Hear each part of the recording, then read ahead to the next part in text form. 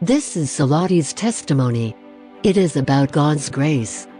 Pain cut through Salote's heart as the media reports began to reach Fiji.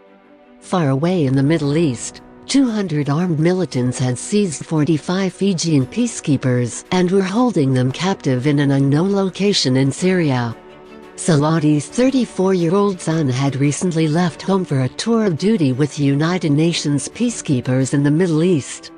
The names of the abducted Fijian peacekeepers were not released immediately, and Salote wondered whether her son was alive and well. Salote remembered that she had been praying for her son even before he had been deployed. Surely, he was safely in God's hands.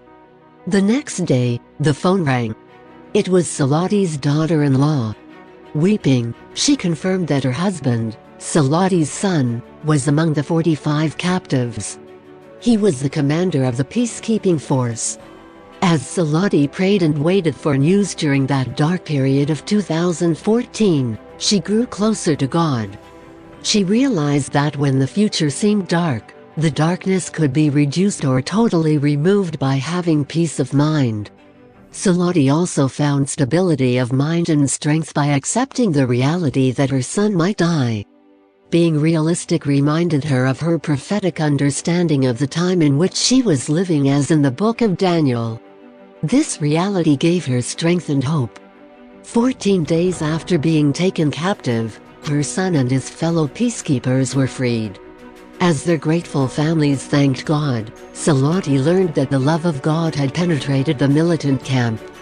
Her son and his men had been forbidden from worshiping God, but they had decided on the third day of captivity to start praying and fasting anyway. They had prayed silently, one by one, as they were lying down and holding hands. When one man finished praying, he tightly squeezed the hand of the next man. Over the 14 days, the captives befriended their captors to such an extent that several militants even shed tears saying goodbye. The captives left, unharmed, to their own camp. Praise the Lord.